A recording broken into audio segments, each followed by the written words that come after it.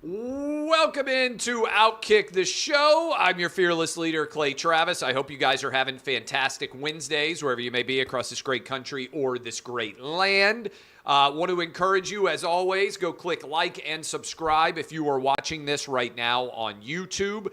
I love all of you wherever you are subscribing, but as we are sitting at 860,000 subscribers on YouTube right now, I want to go over 1 million. All right, I want to go over 1 million because I'm told that I get a plaque honoring OutKick or whatever the company is or the individual when you go over 1 million subscribers. Selfishly, I've already asked to be given that plaque with 1 million subscribers because my kids watch everything on YouTube. And so when we go over at a million, and we're sitting at 860,000 subscribers, as I said right now, I want that plaque. I'm going to put it, I'm going to hold it up for all of you. Wherever that plaque goes, I'm going to keep it in my house. I rarely ask for anything, but when we go over 1 million, I'm going to claim that plaque as a success for us. And again, that's thanks to you guys. Click like, click subscribe. I love you all, whether you're watching on Twitter, Rumble, Instagram, Spotify. I don't even know all the different places where you guys watch TikTok. But I love you on YouTube the most. Twitter for sure. All right. Couple of different things. Ron Desantis has officially announced, filed paperwork to run for president. Reports are that he's officially going to announce tonight with Elon Musk. We will have DeSantis on Clay and Buck tomorrow at the open of the show. I imagine that he is doing media all over the place as a part of his announcement. And I said this on the show earlier, so if you did not hear it there, then I want to make it clear here. I would say this to Ron DeSantis, to Nikki Haley, to Tim Scott, to Vivek Ramaswamy, to everyone who is announcing for president to run as a Republican. It is quite clear to me that the Department of Justice and Jack Smith, who is leading this special counsel investigation, that they intend to charge Donald Trump with federal violations of the law. I think that is inevitable. I think that those charges, if I were predicting, I think they will come down in June or July in the summer. I also think Trump is going to be charged in Atlanta associated with Georgia state election law violations, okay? I believe that every candidate running for the nomination on the Republican side, and I would do this if I were running for president right now, should pledge that they are going to pardon Donald Trump should they be elected president and become the Republican nominee in 2024. And the reason why I would make this pledge is because it is an entirely political-based prosecution of Donald Trump. So I would say that every Republican candidate should come out and make this argument. Now, some of you will say, well, that plays into Democrat hands. I disagree. I think you have to stand on principle. And the principle is this: charging someone with crimes because they are a political adversary with a Justice Department that is run by the Democrat Party right now represents everything that is wrong with America, in my opinion. Trump would not be charged with a crime if he had never decided to run for political office, right? Never would have been charged with any crimes in New York City, in Atlanta, by the Department of Justice. None of his organization would have ever been charged with any crimes. These are all political prosecutions. The goal is not to pursue truth and justice. It is to get Donald Trump. And never in the history of our republic has there ever been charges brought against a former president by the political party that opposes him, as he is a leading candidate to potentially be the nominee. Now, Trump could pardon himself, right, of federal charges. And I want to be clear, the president doesn't have the ability to pardon for the New York State charges or for the Georgia charges. But if I were running for president of the United States right now, I would pledge forthright that I would pardon Donald Trump in the event he faces federal charges if I were the nominee and went on to win the presidency in 2024. I think it's the right decision for America. I think it's the right decision for the Republican candidates. I think it is standing on principle. If there is a political hit on this, sometimes you got to take it. Sometimes you just have to stand on principle. And the idea of charging your chief political rival with a crime based solely on the politics behind it, to me, is wrong. So that's the position that I would adopt. I would encourage DeSantis. I would encourage Tim Scott, Vivek Ramaswamy, Nikki Haley, whoever the nominee might be in the event that it is not Trump. I think it's the right choice to make. And it's one that I believe is a no-brainer, both on principle and politics. So I want to put that out there. There's a big discussion about the collapse of Bud Light, the new target that is on target, and what the consequences are of embracing one particular perspective of politics. And there's an interesting data point that's out there right now. If you could convince me that going woke is great for a business, then I would look around and I would say, okay, that's capitalism, right? I believe in capitalism. I believe in markets. You're looking at somebody who founded a company, sold it, made himself fabulously wealthy in the process, right? I'm a 100 million plus guy, right? So nobody out there believes in capitalism more than your boy sitting talking to you right now, right? I am a foremost believer in capitalism. So if you were able to convince me that it was smart to go super woke and that was going to be a huge win for your business, that going to woke politics was great, I would say, I don't blame you, right? Make the decision that is best for you from a capitalistic perspective. Data doesn't reflect that that's true. And Disney stock, and maybe we can, on the short form version of this video that we share, we can share the stock chart that I shared with all of you. Disney stock today is the same price it was 9 years ago. That is, if you had bought stock in Disney back in 2014 or 15, the stock price would still be below what you paid, very likely, today as it was back then. It's pretty crazy to think about. It's because Disney's brand has begun to collapse. There's data to reflect this. I'm not just making it up. Back in 2014, according to Axios, Disney had an overall score, brand reputation, of 83 out of 100 in their event here. And the score is deals with character, trust, trajectory.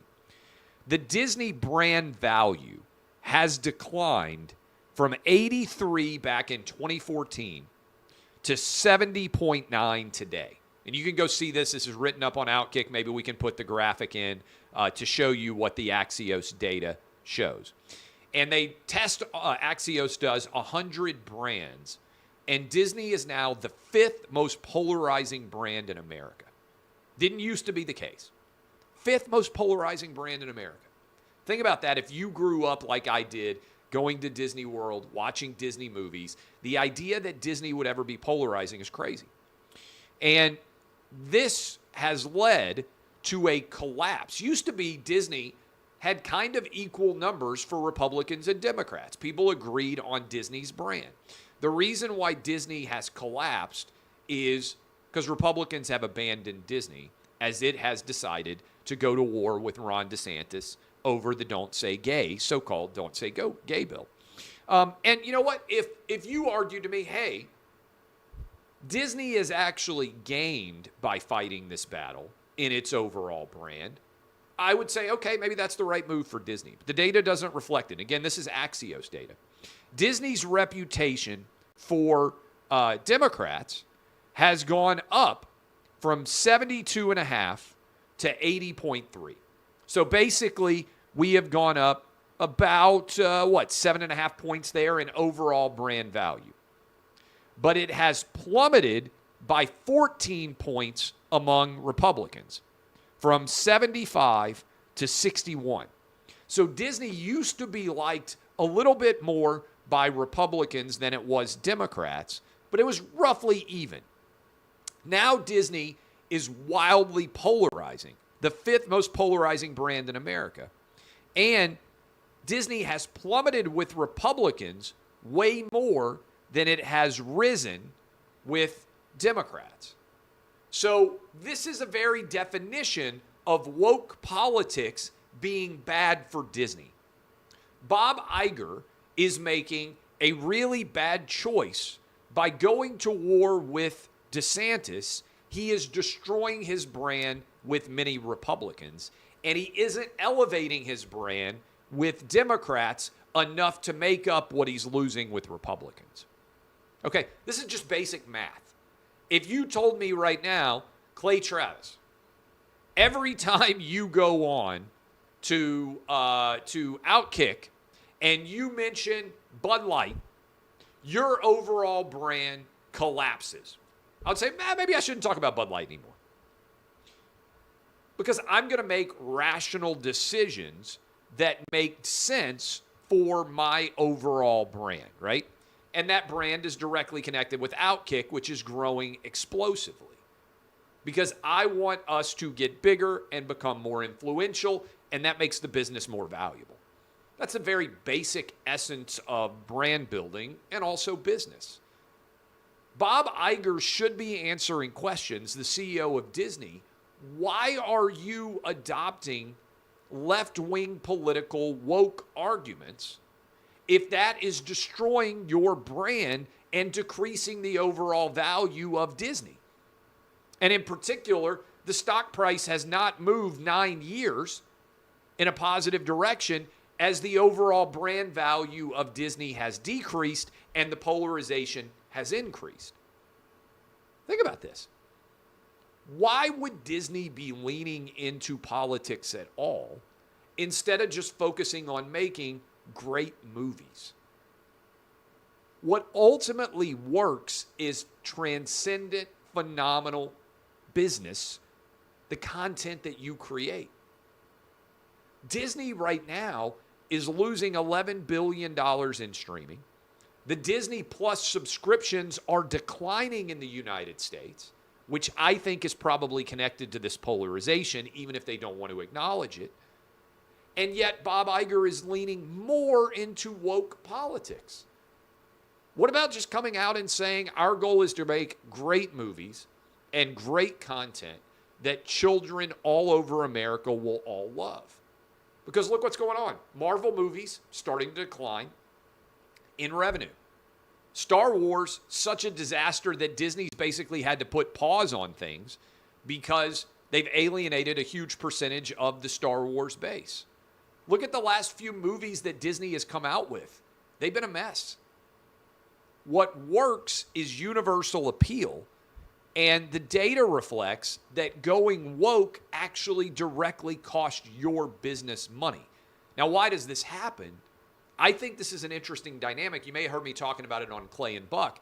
I think the reason why this happens is CEOs make decisions oftentimes that are in the worst interest of their company, but are in the best interest of the CEO remaining employed.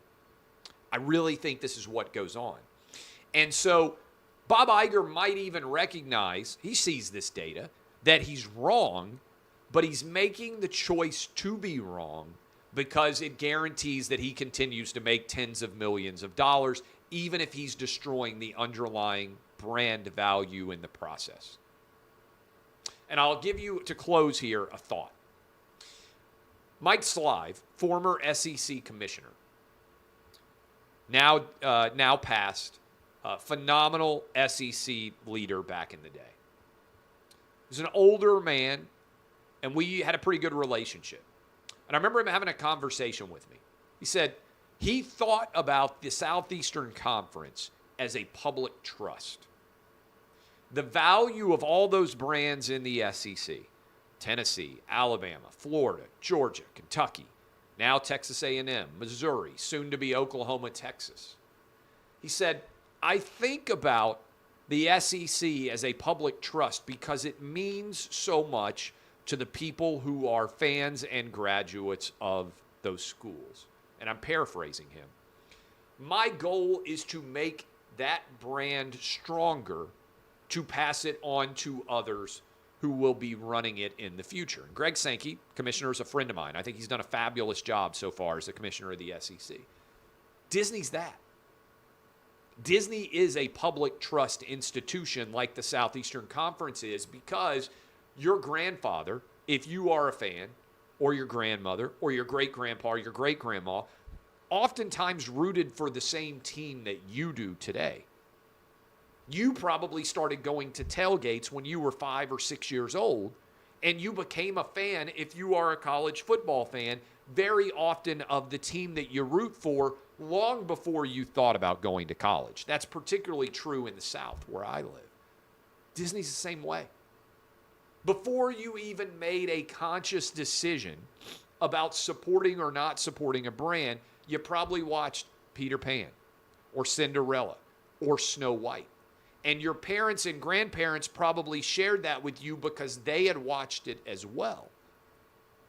And what happens is the public trust of Disney is being destroyed in real time by going to far left politics and alienating a significant subset of people who were predisposed to already like Disney. This is an absolutely awful decision on the business side. It's basic math. Bob Iger is failing to preserve the public trust of Disney, like Mike Slive, the former commissioner of the SEC, said he worried about doing as well. And I'll just leave you with this thought on that comparison. If you're an Auburn fan, and you were an Auburn fan in 1980, and your family were big Auburn fans, I bet it's almost certainly the case that as we sit here in 2023, 25 years almost from 1980, I bet you're just as big of an Auburn fan today as your family was in 1980, right? Can you say the same about Disney? I don't think you can. That's what happens when you destroy the value of a public trust. It's bad business, and even worse than that, it's bad long-term decision-making. Bob Iger is destroying the legacy that Walt Disney built. And he's doing it on a fundamentally flawed business premise. I'd have trouble sleeping if I were him right now. Look, I'm a big believer in, if you hear me talk a lot, so let me take a step back. Somebody said, what's your goal? My goal is to be pretty good with my content every day. I started writing online in 2004. None of you watching this video right now, I bet, knew who I was, other than my mom, hi mom, in 2004. All right? Dad might watch this too, although he doesn't really know how the internet works. Mom has to show it to him. All right? Almost none of you knew who I was in 2004. 25-year-old attorney. When I started writing about SEC football in my Virgin Islands law office. 20 years later, a lot of you now know who I am. OutKick is huge. I'm on Fox News all the time. I got the biggest radio show in the country. We got almost 1 million YouTube subscribers. People are watching, consuming. Got a new book coming out in August. It's going to be a bestseller. Why is that? I would argue it's because for nearly 20 years, I've been pretty good every day. And if you stack a lot of pretty goods together, eventually it all starts to work together. And we built a good brand at OutKick now. A lot of you respond to it. Our newest employee, Charlie Arnault's killing it. You're seeing her on a lot of our programming. Tommy Lahren is on absolute fire with the content that she's putting out. Dan Dakich, all of our writers. I'm super happy about it. We're stacking a lot of pretty goods. And that's eventually turning into explosive growth, right? Pretty good, pretty good. Eventually you turn explosive, right? That growth. And I think we're going to be in explosive growth mode. In fact, that's where we are right now. And why is that? Well, it's because when you stack pretty goods together and you start to put good talent together, you get into a virtual, a flywheel of beneficial results. And let me give you an example. Every time you go to Google and you type in a Google query, it makes the Google search engine work better, okay? And when that Google search engine works better, more people use it, the more people use, the flywheel of virtue is spinning fast, right? Every day, Google became better, created a better brand, keeps building on itself, right? There's a network effect with that efficiency of being pretty good every day, getting better every day, okay? That also is starting to happen in cities. And I saw this data in the Wall Street Journal, and I wanted to make sure that I talked about it with all of you because this is a big deal, and I think it's going to lead to really significant outcomes going forward. And let me explain what this data reflects. Basically, people are fleeing blue cities. This is from the Wall Street Journal. According to the latest census data, New York City lost 468,297 people between April 2020 and July 2022. That's 5% of the overall population. And to put that in context, that's more people than live in the city of Miami. Chicago lost 81,000 people. LA lost 76,000 people. San Francisco lost 65,522, 7.5% of its overall population. I'm going to keep hammering this home. Why did 7.5% of San Francisco's population leave? Why did 5% of New York City's population leave over the past couple of years? It's because a lot of people looked around and said, wait a minute, they didn't like the way the cities responded to COVID, but they also said, I don't want to pay 13% tax in California. I don't want to pay 13% tax in New York City. I'm going to move to a state like Tennessee, Texas, Florida, Nevada, states without state income taxes. And those states without state income taxes are getting a lot of high earning, high spending new residents. And that is fueling their budgets, which make all of those states better. But the flip side is also happening in blue cities and blue states. The most wealthy residents of those states, from California, Illinois, New York, they're all moving to red states. Red state tax revenues are going to go up. The quality of red state services is going to increase. The flywheel of virtue every single day is stacking up in favor of states without state income taxes. Meanwhile, the high tax states are having trouble meeting their budgets. The people that are leaving are making their tax revenues even lower, which is going to lead them to drive more tax revenue increase, which is going to lead more people to leave. And I think over the next generation, we are staring down a situation where red states are going to surge in population and blue states are going to plummet. And the quality of life in those blue states, whether you got homelessness, whether you got crime, are going to continue to increase. And this is going to turn into a fascinating dynamic. Because remember, the census runs behind the data. And the mobility here is moving at a rate that most of us have not seen in our lives. By 2030, red states, Florida, Texas, Tennessee, for instance, are going to be adding huge numbers of population, which means that more congressional seats are going to be there. And the blue states are going to be losing congressional seats, which means the map in 2024 and 2028 for president is going to be far behind what the residents actually reflect. And that by 2032, there is going to be a whole new map in the Electoral College, which is going to be suddenly wildly favorable to Republicans and red states. Just put a flag on it, but it's coming in. We're running behind, right? Because in 2024, the data is not going to reflect that all these people have moved. The data in 2028 is not going to reflect it either. It's not going to be until the 2030 census that all of this becomes official. Again, I'm citing census data. The flywheel is all moving in favor of red states. And the people that are moving to those red states are going to make red redder and blue bluer, and red's going to win. I'm just telling you where we're headed. Some people out there, we've been talking about this Bud Light collapse, 28% of its business disappearing. Target now is terrified that they're going to get Bud Lighted, that they are going to be the next brand to collapse over this tuckable bathing suits and all the crazy stuff that they've been selling in Target. And moms are looking around, they're saying, we're not going to be engaging in this anymore. People are saying, oh, well, now the right is engaging in cancel culture. I see this argument sometimes. And frankly, this is a misapplication and misapprehension and misunderstanding of what cancel culture is. Cancel culture, so I'm going to define it succinctly, is the difference between saying, I disagree with you because, and laying out your argument, and saying, I disagree with you and you do not have the right to be employed, to be able to make a living, to be able to go to this school. It's trying to eliminate someone's ability to make a living, right? Cancel culture is not weighing two different brands and saying, hey, this brand doesn't seem to reflect my values. I'm not going to consume it, right?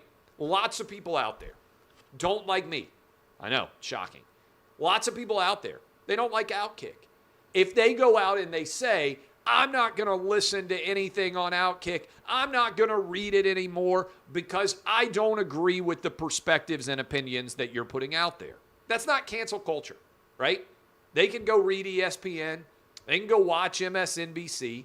They have the right, all of you do, to decide whether or not to consume OutKick. If you don't like a restaurant, or you don't like a movie, or you don't like a TV show, because it doesn't reflect something that you find attractive, it's not cancel culture for you to say, I'm not going to consume this anymore, right? When I stopped watching the Westworld, because I didn't think Westworld was very good anymore, it wasn't cancel culture. It was choosing to spend my time watching another show instead. I like Succession, so I'll watch Succession, right? Cancel culture is not deciding which brands to deserve your money and your time based on what they are putting out into the world. It's a marketplace. Marketplace of ideas when it comes to someone like me. Marketplace of goods when it comes to someone like Bud Light or Target. You should, in my opinion, make choices based on how you spend your money, based on whether or not you believe the brands that you are supporting support the values that matter to you. That is not cancel culture. That's the very essence of the marketplace. When you decide not to vote for a political candidate, it's not cancel culture. It's you putting your money where your mouth is or your vote where your mouth is, right? So if you hate me, more power to you. You don't have to consume any of my content. But if you say, I disagree with Clay Travis and he shouldn't ever be able to host a show because I disagree with what he's saying, that is cancel culture. I'm not saying, hey, shut down Target. Don't allow Bud Light to exist anymore. I'm saying choose products that reflect your values. And if you think products are embracing woke ideology, then choose to embrace another product instead that provides more of a representation of your values. It's not cancel culture. That's just the marketplace speaking. I saw this. Ja Morant. Well, let me tie this in. The Dodgers. So my perspective on the Dodgers, I'm not Catholic. I'm not particularly, as you guys know, super religious person. Just so you know, I was raised Southern Baptist Church. I know the Bible well. I believe in God. I would consider myself to be a Christian, but I am not a zealous religious advocate. Whether you're Jewish, whether you're Muslim, whether you are Christian, I don't really have a strong opinion on your religion, right? I just don't. I think everybody should have the right to practice and pursue whatever religion they believe makes the most sense for they and their family, okay? There's my perspective on religion. I would ask you to think about this, though. As you see what is clearly these nuns that are engaging in drag show, basically, in a religiously denigrating way, right? They are mocking the crucifixion. They are mocking the Catholic faith.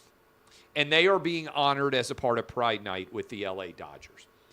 Shouldn't our position be that all religious faith should be treated the same? In other words, if you are going to mock, like these nuns are, the Catholic faith, why not mock Islam? Why not mock Jewish people? Why not mock Hindus? Any religious faith out there? And what would the reaction be if this religious faith, let's say that this, instead of mocking nuns, that this religious faith was instead making fun of Muslims?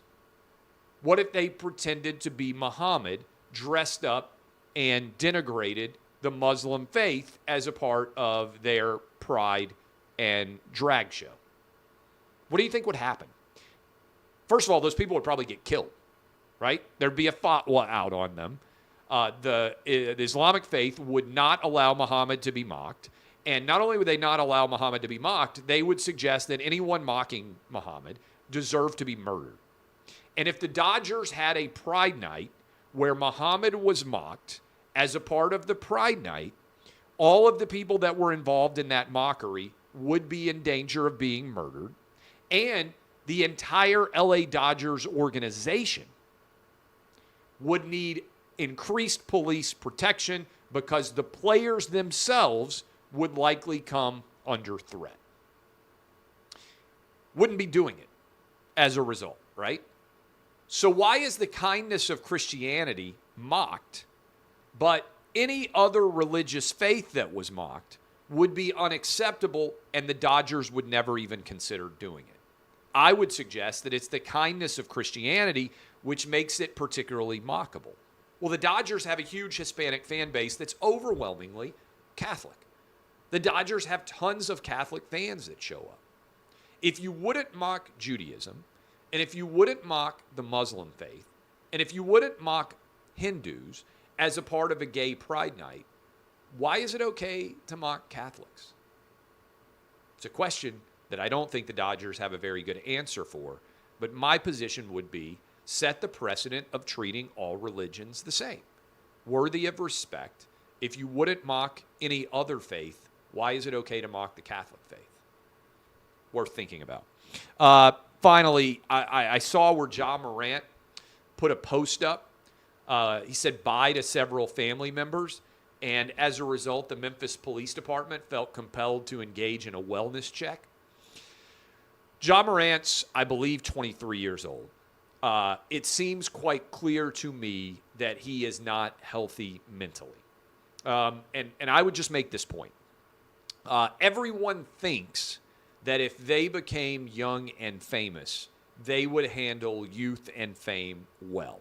Everyone does. The reality is most people who are youthful and very famous do not end up climbing to the absolute apex of their professions. In other words, the Leonardo DiCaprios, famous at, I believe, 19 years old since Titanic came out, global phenomenon. LeBron James, famous since he was 17 or 18 years old, are actually the exception, not the rule. What's far more common is River Phoenix. What's far more common is Heath Ledger. What's far more common is a descent into drugs, alcohol, mental instability because fame is overwhelming. And I'm afraid that's what's going on right now with Ja Morant. He doesn't seem to be able to handle the expectations and all of the attention that's on him. And I think social media is making it worse. And I would use Ja Morant as an example in this way. Adam Silver came out and said that most of the young NBA players that he interacts with are profoundly unhappy. You wonder why that would be. You're young, fabulously wealthy, getting to play a game for a living. I think social media is incredibly toxic for young people. And I would tie it in this way with Ja Morant. You know, 30% of teenage girls have thought about killing themselves in the last year. 30%. 1 in every 3.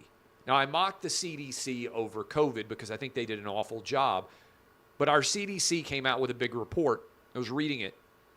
That social media for young people is very toxic.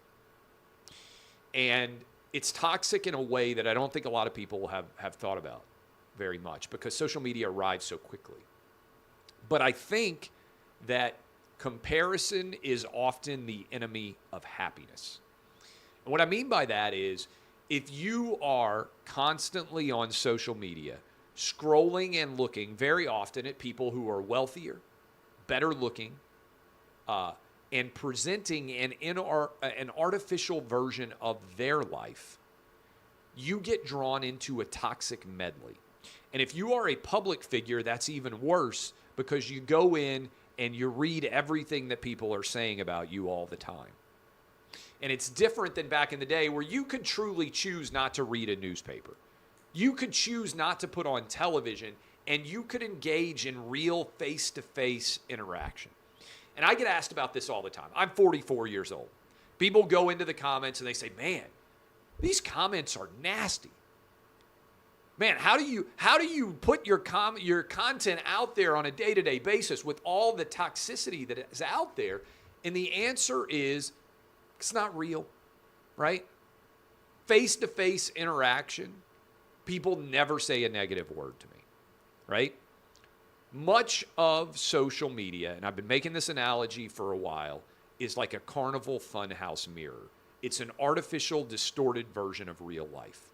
But if you're a kid and you're 14 or 15 years old and you stand in front of that mirror and you look at that reflection from the carnival funhouse mirror and it makes you look too fat or it makes you look too skinny and you're reacting to what people say, I think it's profoundly disruptive to your mental health.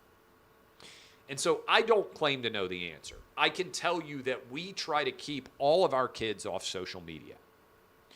I don't want my kids sitting around on Instagram all day. I don't want my kids sitting around on Twitter all day.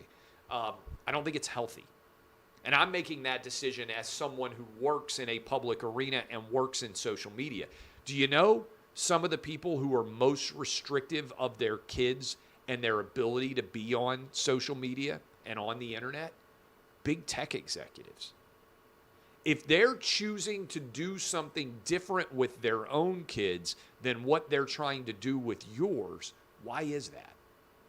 And I tie it in with Morant, a guy who at 23 years old is worth hundreds of millions of dollars. The world should be his oyster. Instead, they're doing a wellness check on him because they were concerned after he said bye on social media to all of his family members. Was he behaving potentially in a suicidal manner? Well, if he was, it's actually super common for people of his age. And, comparison is the enemy of gratitude. Warren Buffett tells a great story. He says, hey, if you could, I think it's really worth thinking about for all Americans. He said, hey, if you could, there are 8 billion marbles in a jar. Let's pretend there's a jar, and it could have 8 billion marbles in it. That represents every single person on the globe today. He said, if you would randomly walk up and trade your own life with whatever marble you pulled out of the 8 billion there, then that's a sign that you would obviously be not living at a very high level of wealth or opportunity. The data reflects not one single American, even the poorest among us, should ever, there's 330 million of us, should ever be willing to trade our marble, right?